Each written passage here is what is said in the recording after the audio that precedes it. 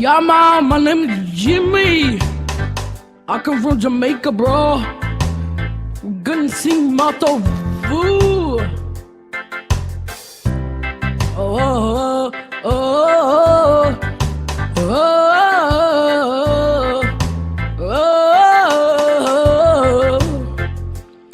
Mato Vu, Ohalecha Yaakov.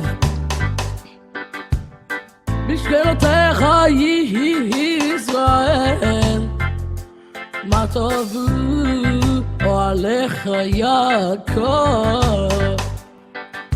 משכנותיך ישראל. This comes from the portion of Balak. Bilam thinks he's gonna curse Israel, but really in the end his plan derails into nothing and it ends up blessing Israel. מה טובו עליך יעקב, משכנותיך ישראל. Bilam thinks he's bad, he's really good because he blessed Israel instead of putting them in a bad mood. He did not curse them, he did bless them. He blessed them with these words. מה טובו עליך יעקב, משכנותיך ישראל. מה טובו אוהליך יעקב, משכנותיך ישראל. Yo, Bilam did not curse Israel, he ended up blessing them with the following words. מה טובו אוהליך יעקב, משכנותיך ישראל. He talked to a donkey, beat it up. He beat it up, but the donkey still loved him a lot and told him a lot. But he ended up being bad.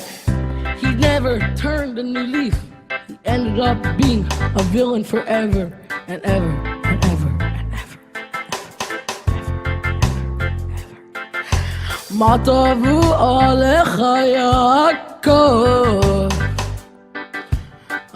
משכנותיך, משכנותיך ישראל. מה טובו אוהליך יעקב, משכנותיך ישראל. Everybody listen, gather around. מה טובו אוהליך יעקב, משכנותיך ישראל. Listen to those words. Read Hashem. The translation in English, they are good. Good words Bilam spoke, but he meant to curse Israel. He ended up blessing them instead. The donkey helped a lot, but he still ended up being bad. מה טובו עליך יעקב, משכנותיך ישראל. מה טובו אוהליך יעקב, משכנותיך ישראל. מה טובו, מה טובו, מה טובו, מה טובו אוהליך, אוהליך. מה טובו אוהליך יעקב, משכנותיך ישראל.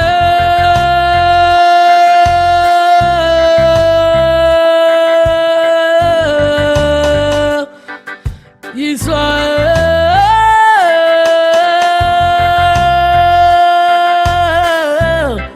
מה טובו,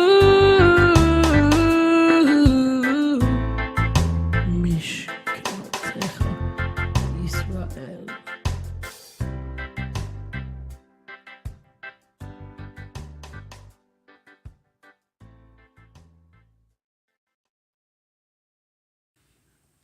Shavua Tov, everyone, and welcome. My name is Maasei Jackson Edwards. On behalf of Avatami Ministries and Yeshivat Shuvu, I would like to welcome each and every one of you to our end of Shabbat broadcast called Havdalah and Maasei HaShlichim. Every single week at the end of Shabbat, we are doing the Havdalah service together with you, and we are then going into Maasei HaShlichim, the study of the book of Acts, the deeds of the apostles or the deeds of the HaShlichim, as we're going verse by verse through the entire book of Acts. This is something to be very excited about.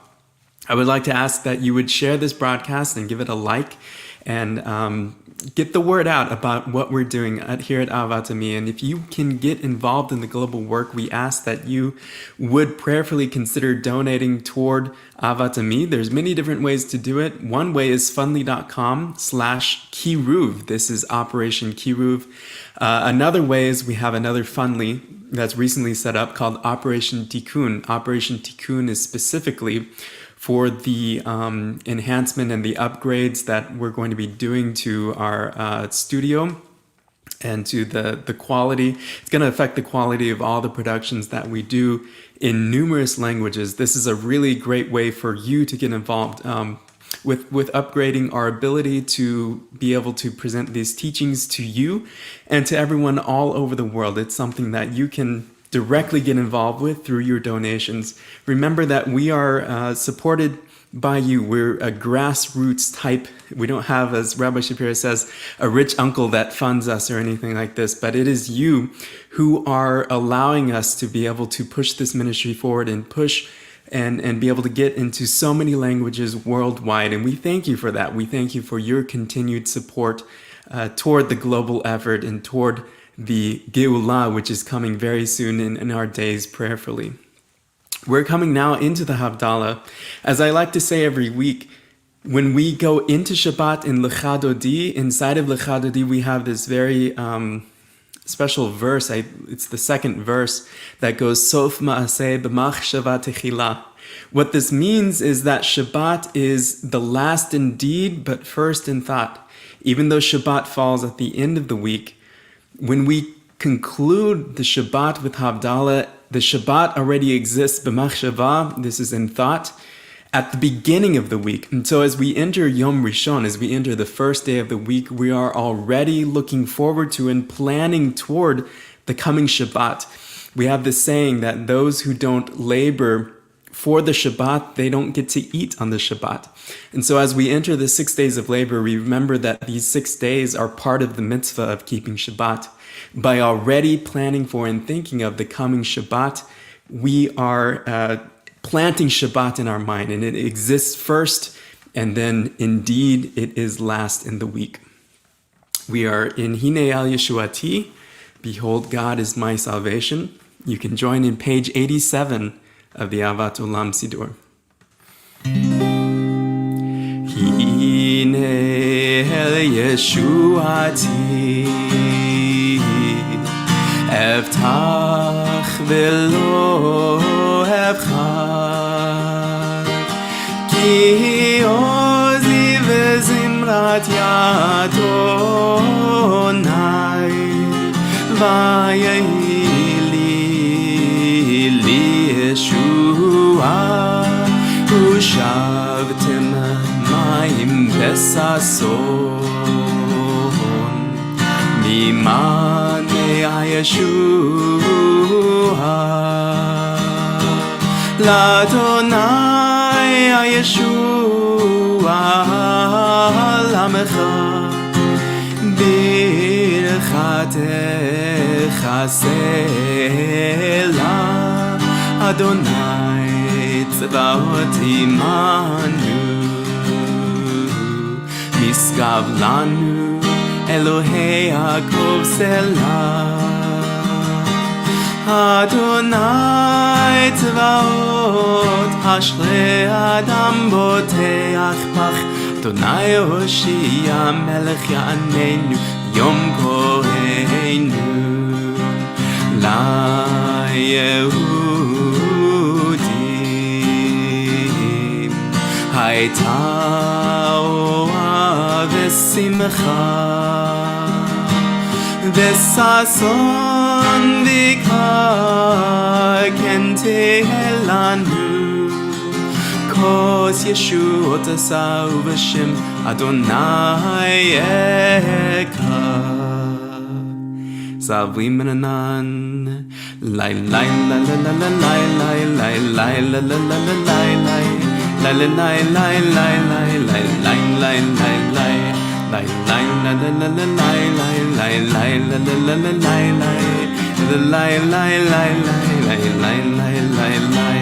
Baruch atah Adonai Eloheinu melech haolam bo'eh pli hagefen bo'eh pli hagefen lay lay la la la la lay lay lay lay la la la la lay lay la la lay lay lay lay lay lay lay lay lay lay lay la la la la lay lay lay lay la la la la lay lay la lay lay lay lay lay lay lay lay Baruch atah Adonai Eloheinu melech haolam bo'eh minei besamim bo'eh minei besamim lay lay la la la la lay lay lay lay la la la la lay lay la la lay lay lay lay lay lay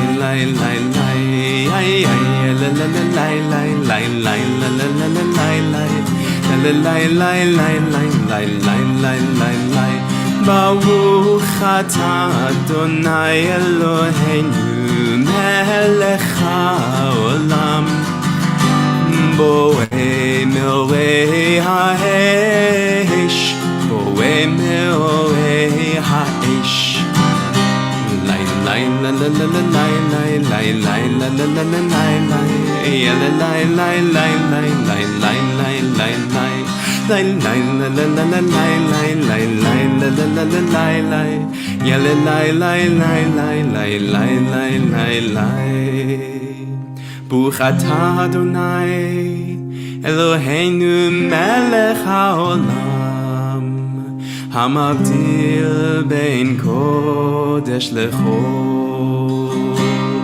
hamavdil bein kodesh lechol beino lechoshech beino lechoshech ben Yisrael elamim ben yom hashvihi לששת ימי המעשה המבדיל בין קודש לחול המבדיל בין קודש לחול בינו לחושך בינו לחושך בין ישראל לעמים בין יום השביעי לששת ימי המעשה ברוך אתה אדוני המבדיל בין קודש לחול לחיים.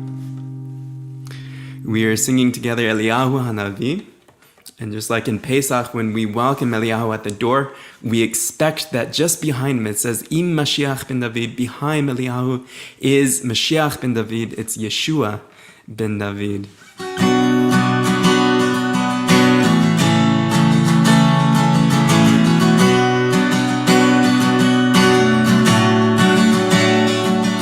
Eliyahu Hanavi, Eliyahu Hatishbi, Eliyahu, Eliyahu Hagiladi, Eliyahu Hanavi, Eliyahu Hatishbi, Eliyahu, Eliyahu Hagiladi, Bimehera Yavo, Eleinu Mashiach, Mashiach ben David, Bimehera Yavo, Eleinu Mashiach, Mashiach ben David, Eliyahu Hanavi, Eliyahu Hatishbi, Eliyahu, Eliyahu Hagiladi, Eliyahu Hanavi, Eliyahu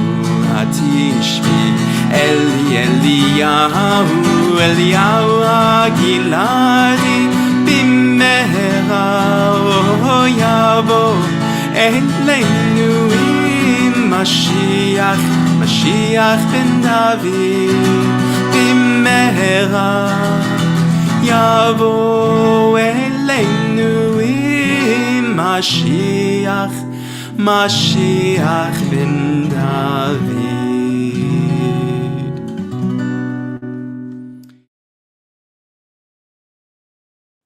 Shalom Chavarim and Beruchim Abayim. My name is Maury Dylan White, and today's portion in Maasei HaShlichim is Acts chapter 23, verse 1 through 11. Now, today's narrative picks off where we left off last week, where Paul had been ambushed in the holy city of Jerusalem on bogus charges of apostasy.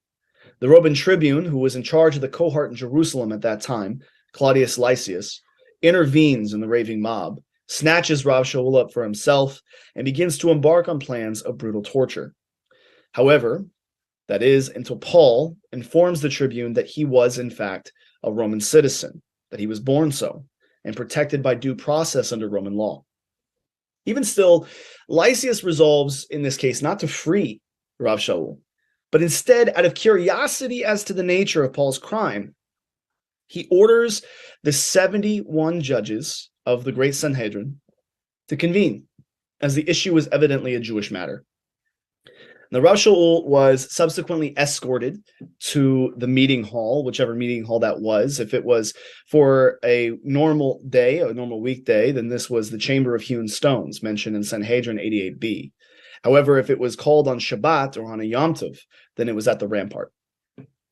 Now, it's quite likely that Rav Shaul had been a member of the Sanhedrin in his earlier years, as he speaks of casting my vote against them in Acts 21, verse 10. Now, this is a fascinating point that most people don't think about.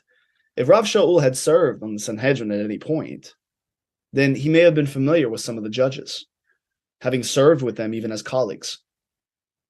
Now, one of those judges was undoubtedly Rabbi Yochanan ben Zakkai, the youngest and most distinguished disciple of Rabbi Hillel. He was well respected not only in the time, but throughout Jewish literature, and is credited actually with securing Yavne for Israel's sages amid the tensions with Rome, at a time when Jerusalem was surrounded on all sides near the, of course, 70 CE under Titus. He sneaks out of the holy city, which, of course, they had shut themselves in, but he sneaks out in a coffin. He appears before the general Titus, and he petitions for Yavne, a place in the Galilee where the sages of Israel could escape and establish a school, which, of course, from Yavne, we know under Rabbi Yehuda Nasi, they codified the Mishnah. Now, considering the spread of Yeshua's fame and the teachings in much of Israel, it's unsurprising that there are some of Rabbi Yochanan ben Zakkai's teachings that are reflected, and maybe, who knows, maybe even influenced by the teachings of Yeshua.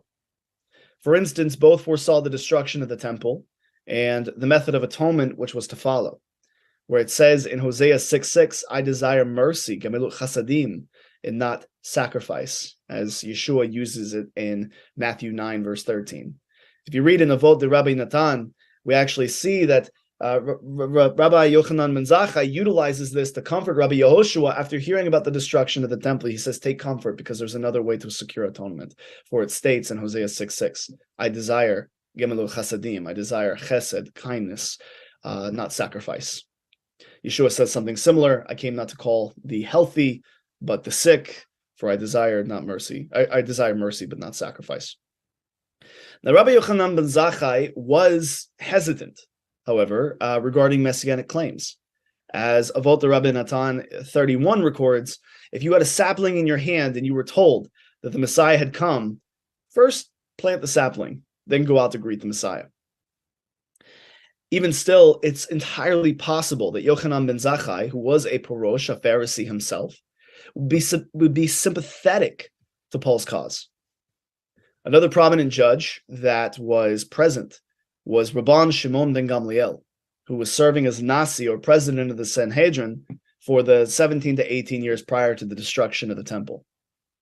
Considering that Paul was a Talmid of Gamliel, the father of Rabbi Shimon ben Gamliel, as we learn in Acts chapter 22, verse 3, it's entirely likely that the two studied Torah together in the Beis Midrash. Therefore, it's possible he may have been a silent supporter of Paul's case. Now, the Perushim, who were of course, come to be known as the rabbis, were the majority of the Sanhedrin. But there was still a notable amount of tzdokim gaining power, the ruling Kohanim. When brought before them, Rav Shul begins to argue his case. And there we read. Paul, looking intently at the Sanhedrin, said, "Men, brothers, I have lived my life in all good conscience for God up to this day."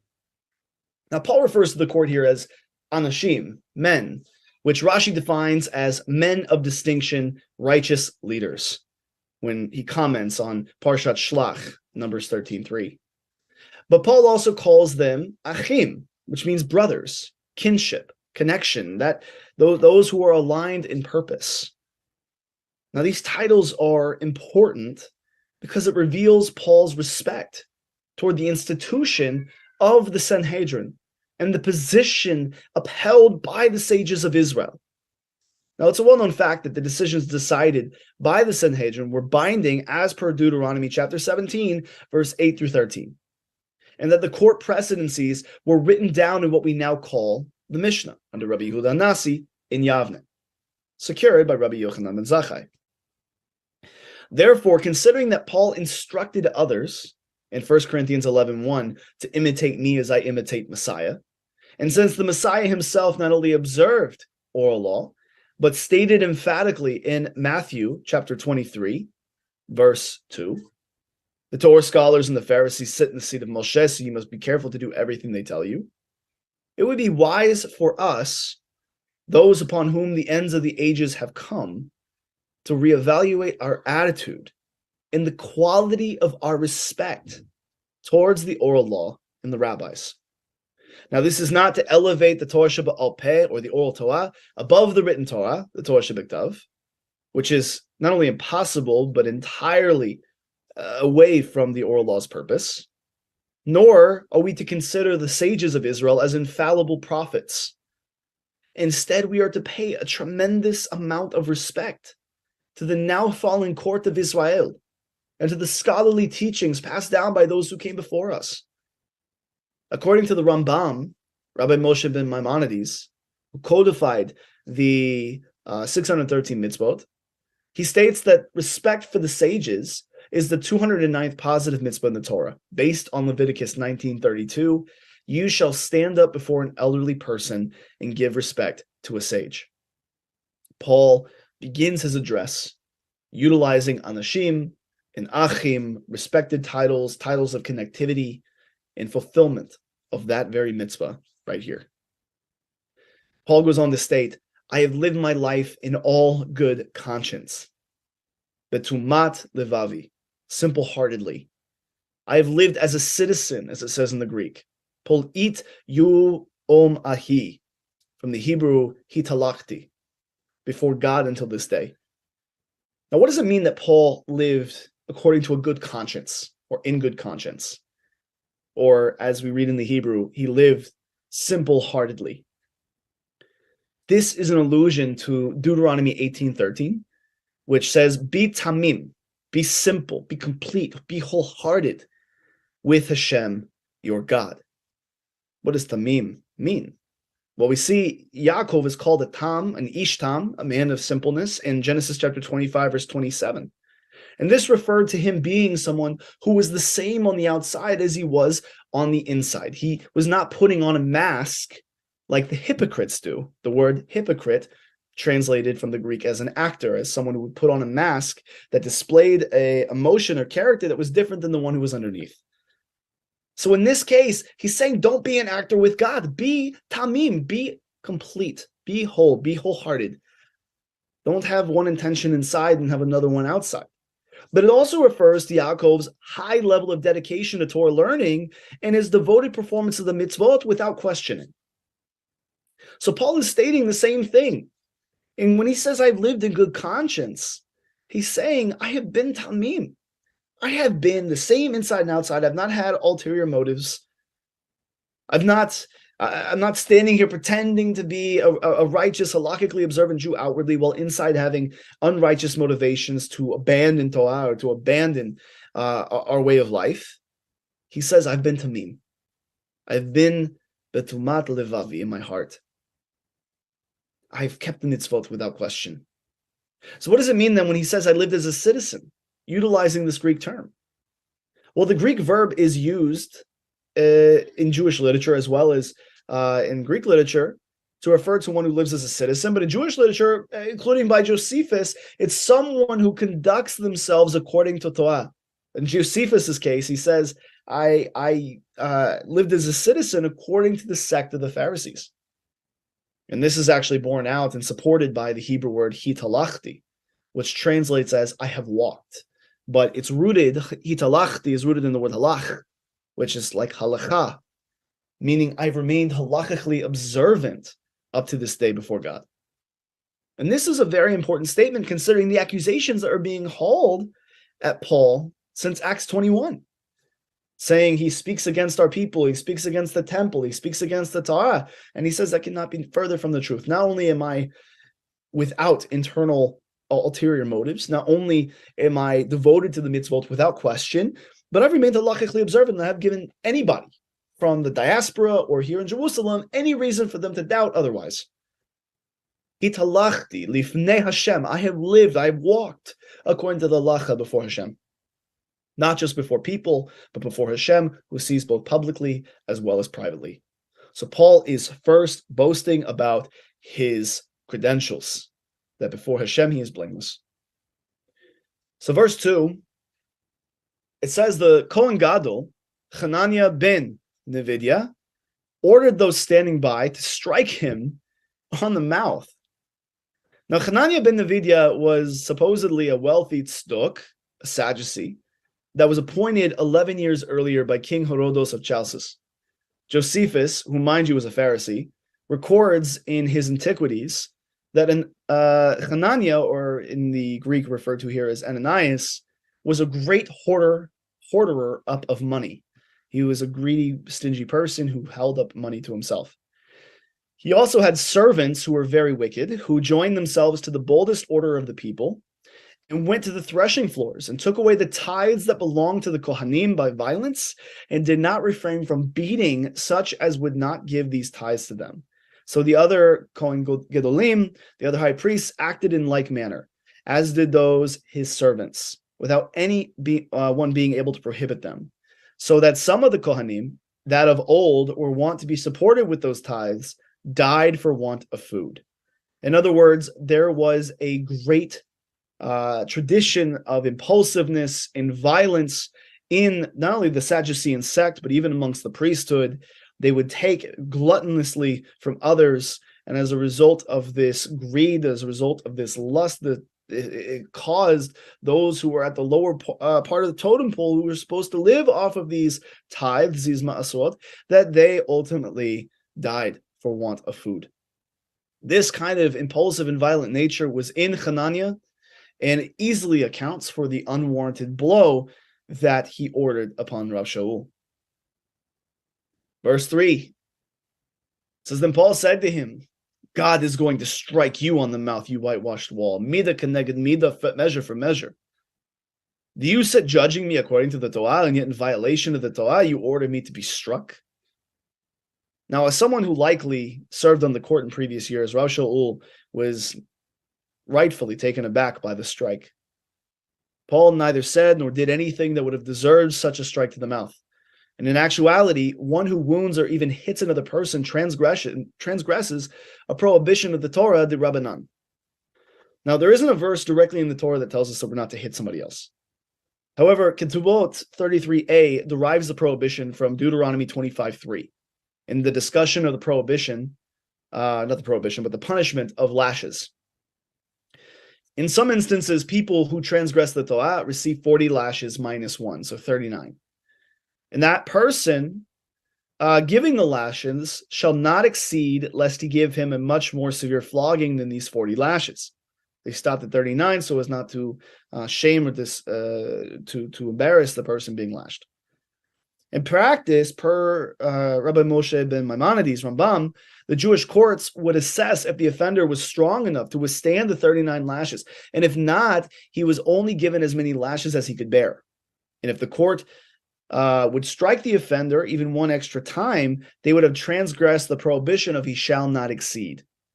Now, within this, Chazal teach us, they reasoned, as Rambam notes, if it is forbidden to give even one extra lash to a wicked person, Kal v'chomer, all the more so it is forbidden to hit an innocent person who is not deserving of any lashing whatsoever.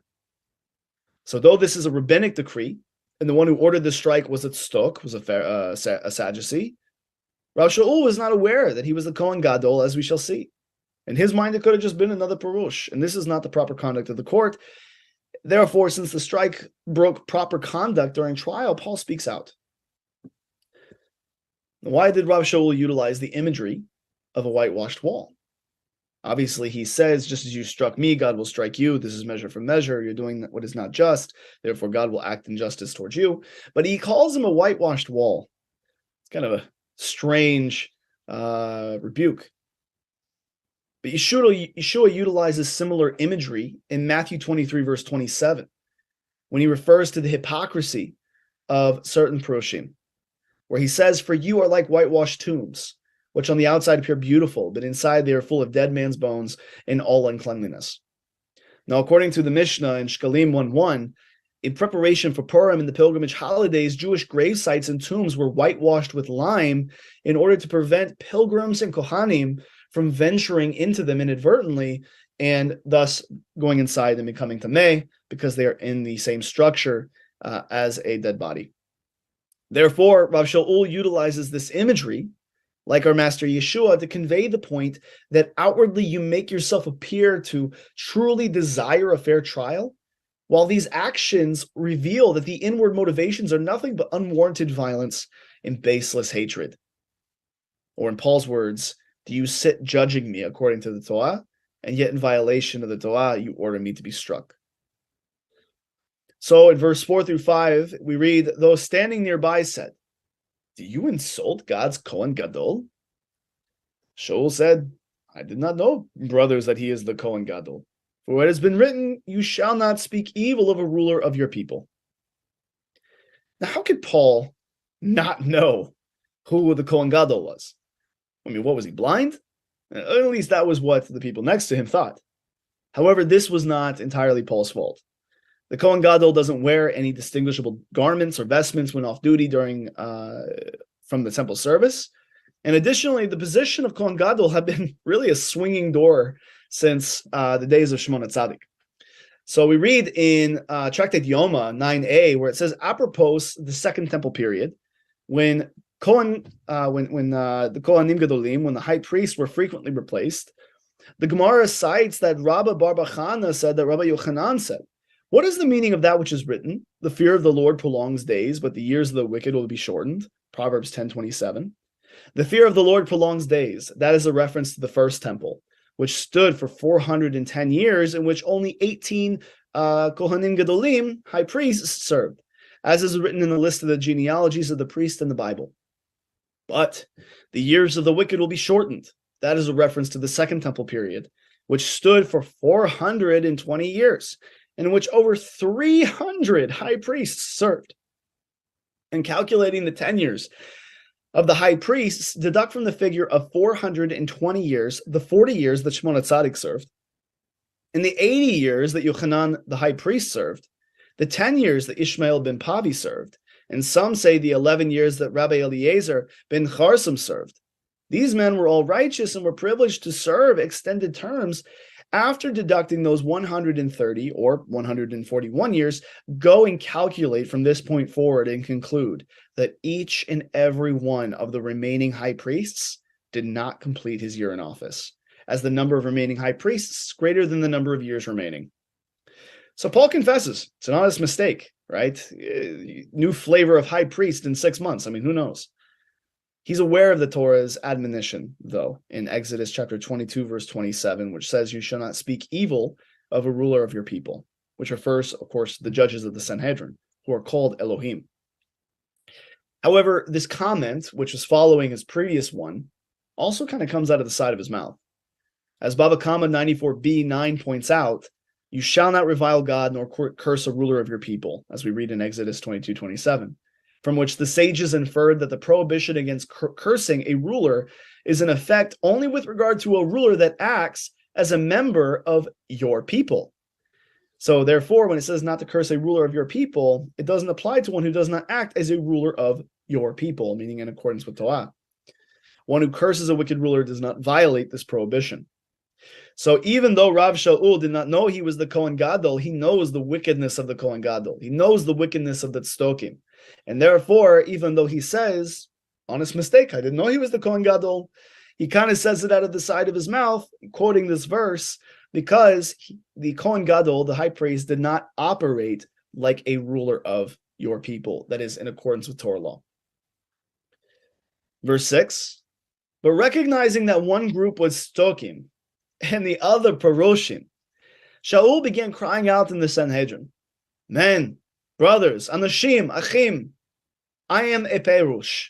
I am a Pharisee, a son of Peroshim, of Pharisees. I'm on trial because of the hope of the resurrection of the dead. Now the Tzdokim, as we previously discussed in other Maasei HaShlichim teachings, that they were the disciples of Tztok, the disciple of Intignos of Socho, mentioned in Mishnah Avot 1:3. And he is famous for having taught, do not be like the servants who serve the master in expectation of receiving a reward, but be like the servants who serve the master without the expectation of receiving a reward, and let the fear of heaven be upon you. Which, of course, his prime disciples, Tzedok and Baisos, took to mean that there was no reward. That is, there is no afterlife. So Tzedok, who became the leader of the Sadducees, or the Tzdokim, and Baisos, who became the leader of the Bothusians, they departed from traditional Jewish belief in the resurrection, in the afterlife. They proceeded to reject the oral law, the Torah Shabbat al Peh. They became sola scriptura, becoming a prototype for the Carrierite movement and the Protestant Christian movement in later years. Now, Yeshua rejects this position entirely, a sola scriptura one, that is. He refers to the Tzdokim as those who have gone astray, not understanding the scriptures or the power of God, as we read in Mark 12:18-27. Nevertheless, the Tzdokim were never the majority, but they did enjoy positions of power and partnerships with Rome. Rabbi Beryl Wein defines their movement as a frozen, inflexible, and uncaring Judaism, which eventually came to stand for foreign values and which deteriorated into empty, pompous ceremonies, temple culture, and Greek and Roman affectations. Considering that the Tzdokim were the primary instigators of Yeshua's arrest, trial, and crucifixion under Caiaphas, Paul knew he could not expect any tangible support or sympathies from their side of the political aisle. The Paroshim, which comes from the Hebrew word parosh, which means to separate, came to be known as the rabbis, who inherited the oral tradition from the Anashei Knesset HaGedula, the men of the Great Assembly, during the final era of the prophets. The Paroshim were the popular party running the schools, the courts, the synagogues, and according to a growing number of modern historians, Yeshua and his Talmudim were all Paroshim. Now, Paul, as we see from this text, remained one as well. He does not say, I was a Parosh. He says, I am a Parosh. No witnesses testified to the contrary, and by his own testimony before the court, he had remained halakhically observant. In other words, he states, I uphold the oral law, and I was taught by those who uphold the oral law, when he says, I'm a Pharisee, a son of Pharisees. And as is emphasized in the oral law, I believe in the resurrection, in divine judgment, reward and punishment, and the immortality of the soul. And this is the reason why I'm on trial, because he believes this with regards to Mashiach, and so forth and so on. Now, many of the Paroshim were likely skeptical of the messianic claims regarding Yeshua, just as many religious Jews are today when they see people involved with our ministry and things like this. But on this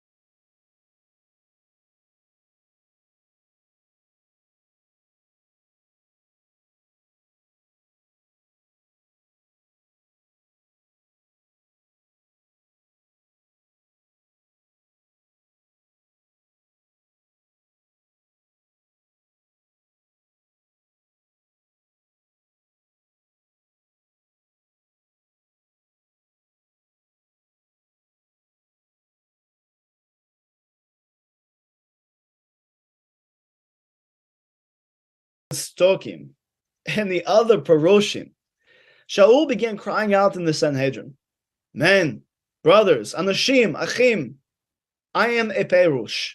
I am a Pharisee, a son of Peroshim, of Pharisees. I'm on trial because of the hope of the resurrection of the dead." Now, the Tzdokim, as we previously discussed in other Maasei HaShlichim teachings, that they were the disciples of Tztok, the disciple of Antignos of Socho, mentioned in Mishnah Avot 1:3. And he is famous for having taught, "Do not be like the servants who serve the master in expectation of receiving a reward, but be like the servants who serve the master without the expectation of receiving a reward, and let the fear of heaven be upon you." Which, of course, his prime disciples, Tzedok and Baisos, took to mean that there was no reward. That is, there is no afterlife. So Tzedok, who became the leader of the Sadducees, or the Tzdokim, and Baisos, who became the leader of the Bothusians, they departed from traditional Jewish belief in the resurrection, in the afterlife. They proceeded to reject the oral law, the Torah Shabbat al Peh. They became sola scriptura, becoming a prototype for the Karaite movement and the Protestant Christian movement in later years. Now, Yeshua rejects this position entirely, a sola scriptura one, that is. He refers to the Tzdokim as those who have gone astray, not understanding the scriptures or the power of God, as we read in Mark 12:18 through 27. Nevertheless, the Tzdokim were never the majority, but they did enjoy positions of power and partnerships with Rome. Rabbi Beryl Wein defines their movement as a frozen, inflexible, and uncaring Judaism, which eventually came to stand for foreign values and which deteriorated into empty, pompous ceremonies, temple culture, and Greek and Roman affectations. Considering that the Tzdokim were the primary instigators of Yeshua's arrest, trial, and crucifixion under Caiaphas, Paul knew he could not expect any tangible support or sympathies from their side of the political aisle. The Paroshim, which comes from the Hebrew word parosh, which means to separate, came to be known as the rabbis, who inherited the oral tradition from the Anashei Knesset HaGedula, the men of the Great Assembly, during the final era of the prophets. The Paroshim were the popular party running the schools, the courts, the synagogues, and according to a growing number of modern historians, Yeshua and his Talmudim were all Paroshim. Now, Paul, as we see from this text, remained one as well. He does not say, "I was a Parosh." He says, "I am a Parosh." No witnesses testified to the contrary, and by his own testimony before the court, he had remained halakhically observant. In other words, he states, "I uphold the oral law, and I was taught by those who uphold the oral law," when he says, "I'm a Pharisee, a son of Pharisees." And as is emphasized in the oral law, I believe in the resurrection, in divine judgment, reward and punishment, and the immortality of the soul. And this is the reason why I'm on trial, because he believes this with regards to Mashiach, and so forth and so on. Now, many of the Paroshim were likely skeptical of the messianic claims regarding Yeshua, just as many religious Jews are today when they see people involved with our ministry and things like this. But on this subject, they were certain. There is, in fact, a resurrection, divine retribution and punishment and reward, and the immortality of the soul. So in verse 7 through 8, we see when he said this, a dispute broke out between the Paroshim and the Tzdokim, and the assembly was divided. For the Tzdokim say there is no resurrection, or angel, or spirit, but the Paroshim affirm them all. Now, though it is true that Tzdokim believe there is no afterlife or resurrection, is it really true that they don't believe in angels or spirits? Because the Tzdokim, according to what we read from Josephus and what we read from the Birchat Shah and what we read from Jewish literature, is that they still held to the written Torah, even though they rejected the oral Torah, which in that written Torah, we read, of course, in Genesis chapter 2, verse 7, that God created Adam and he breathed into him the breath of life, and he became lenefesh chaya, he became for a living soul. So souls exist, spirits exist. In addition to that, we see in Genesis chapter 18 that three angels came and visited Abraham, and that angels were known to come and go into the household of the patriarchs. And so obviously they have the written Torah. They know that there are expressions of angels and of spirits. So what does it mean when it says here that they don't believe in angel or spirit? Is Luke messing up in his narrative? In this case, Luke records angel and spirit as synonymous with the undying neshama, which we see in other parts of the Brit Chadashah, where the soul is referred to in a sense of like a spirit or an angelic-like state, which the Sadducees, of course, did not believe in. They did not believe that the soul continued to live on after death. They believed that the soul died with the body. So according to the Perushim, we have an eternal soul, which lives on in a spiritual, angelic type way after death. And then, of course, at the time of the resurrection, it'll return into our body to face divine judgment and enter into the Olam Haba. Now, in verse 9, Paul obviously has upset the court. They were in a great uproar, and some of the Torah scholars of the Perushim party stood up, and they began to protest sharply. We find nothing wrong with this man. What if a spirit or angel has spoken to him? So in the eyes of the Perushim, regardless of the status of Yeshua in their eyes, Shaul was not guilty of violating a Torah prohibition. Angels and spirits speaking before the sages was common in rabbinic literature. Even Rabbi Yochanan ben Zakkai, who was present at this meeting, is said to have had an experience with an angel in Chagiga 14b.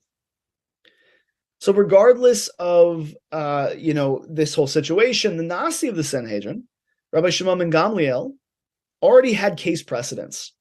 A court obviously works off of precedents, and his father had just laid down in previous years, in Acts 5, 38 through 39, the ruling regarding those who were disciples of Rebbe Yeshua from Nazareth. So now I tell you, stay away from these men and leave them alone. For if this plan or undertaking is of men, it will come to an end, but if it is of God, you will not be able to stop them. You might even be found fighting against God. So having not only evidence to state that he didn't violate anything except for upholding oral law, which includes, of course, the belief in the immortality of the soul, and having the case precedents of Rabban Gamliel, who was, of course, Shimon's father and Shaul's teacher, that they are to be left alone, and that he has not done anything inherently heretical or blasphemous. He has not committed any kind of apostasy. He just doesn't fall in line with what the Stokim believe and practice. Therefore, they say, let him go, because maybe a spirit or an angel, meaning maybe a divine neshama came, or maybe the Mashiach appeared to him. Maybe something happened to where the angel, the spirit, confirmed a message when he was studying or whatever, like we see in rabbinic literature. Many rabbis, when they're studying or when they're giving a halacha or things like this, an angel, a bat kol, a spirit or something comes and confirms that what they're saying or doing or teaching is correct. And so verse 10, we read, as a big dispute was developing, the commander was afraid that Paul would be torn to pieces by them. So he ordered the soldiers to go down and take him by force from among them and to bring him into the headquarters. So the dispute evidently turns violent. Claudius Lysias then orders his soldiers to remove Paul by force, probably because he wanted to remain in order to bring his case, because the court was now beginning to favor a Pharisaical side. But he's brought by force to the fortress Antonia, the headquarters of the Roman tribune and the Italian cohort.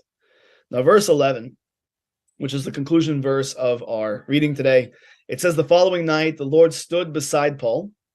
It says, Nitzav alav in the Hebrew, and said, take courage, chazach, for just as you have testified about me in Yerushalayim and Jerusalem, so you must also testify in Rome. So Yeshua appears to Rav Shaul in his cell and appears to Nitzav alav to be standing over him. Now, this phrase is also used in Gezerah Shabbat by likeness of phrase with Yaakov Avinu in Genesis chapter 28, verse 13.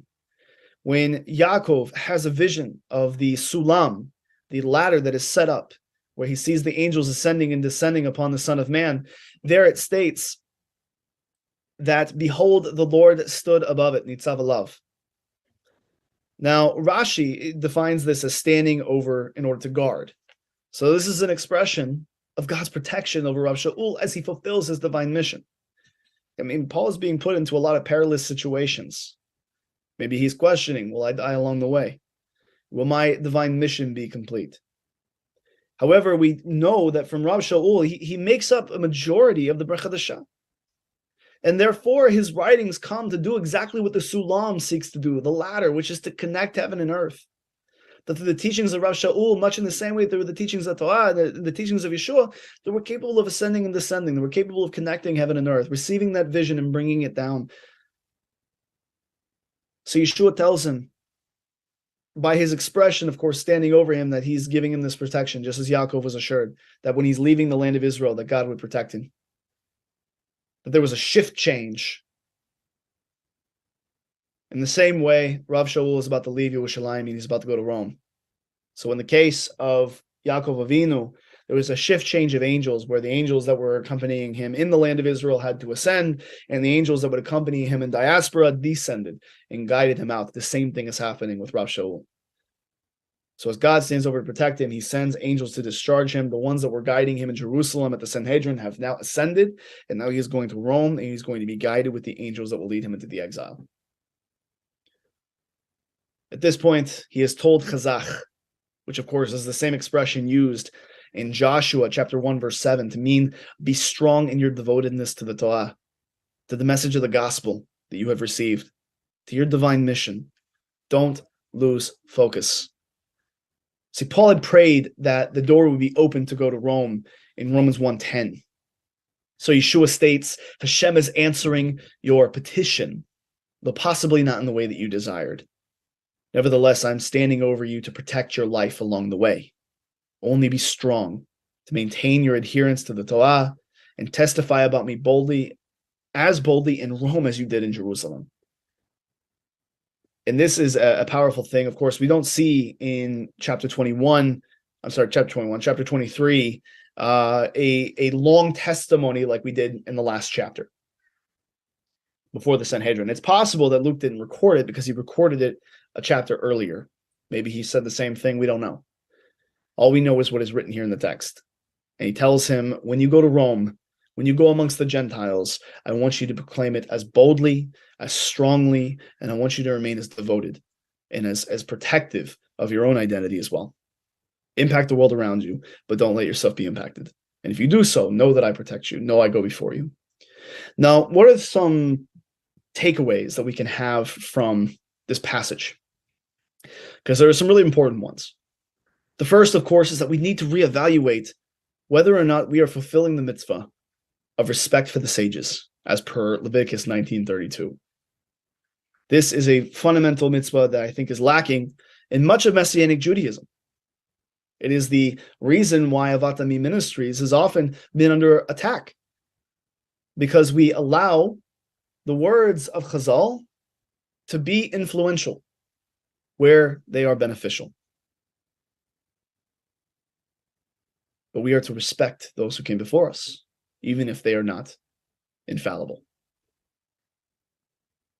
The second takeaway is that we need to seek to be tamim with Hashem, not to be as an actor, as a whitewashed tomb, but instead we are to come before him in wholeness, inside and out, highly devoted and highly dedicated to the mitzvot without question. The third is that though most traditional Jews currently reject or are uninterested in the messiahship of Yeshua, as they were at that time, skeptical, as many are today. The question is, do you, as Messiah's representative, have enough in common with traditional Judaism, the descendants of the Proshim, that they would run to your aid and declare you innocent, among others, regarding both Torah and rabbinic law, when you were accused of the opposite? Rav Shaul received the support of the Proshim. They called him blameless and innocent, that there was no sin in him with regards to this matter. How many Jewish people in your world say that about you? That though we may not agree on the identity of the Messiah, we know that you are living a kosher Jewish life. The fourth application As we embark on our collective and individual divine missions, may we remember that Hashem is standing over us to protect us, that the merit and power of our Maasei Yeshua is constantly coming to our aid, and that we need only remain strong in our adherence to the words, the mitzvot of the living God, and stay the course. Don't deviate. Don't buckle. Stay the course. Ein od milvado. Everything that happens is coming from God. Stay the course. So from all of us here at Avat Ami and at Yeshivat Shuvu, I pray that this study was a blessing to you as it was a blessing to me. Shavua Tov.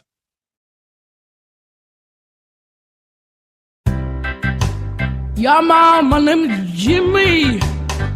I come from Jamaica, bro. We're gonna sing Mato Vu. Oh, oh, oh, oh, oh, oh. Mato Vu, oh Halecha, Yaakov. בשכנותיך ישראל, מה טובו אוהליך יעקב. משכנותיך ישראל. This comes from the portion of Balak. Bilam thinks he's gonna curse Israel, but really in the end, his plan derails into nothing and it ends up blessing Israel. מה טובו עליך יעקב, משכנותיך ישראל. Bilam thinks he's bad, he's really good because he blessed Israel instead of putting them in a bad mood. He did not curse them, he did bless them. He blessed them with these words. מה טובו עליך יעקב, משכנותיך ישראל. מה טובו אוהליך יעקב, משכנותיך ישראל. Yo, Bilam did not curse Israel, he ended up blessing them with the following words. מה טובו אוהליך יעקב, משכנותיך ישראל. He talked to a donkey, beat it up. He beat it up, but the donkey still loved him a lot and it taught him a lot. But he ended up being bad. He never turned a new leaf. He ended up being a villain forever and ever and ever and ever and ever. מה טובו עליך יעקב,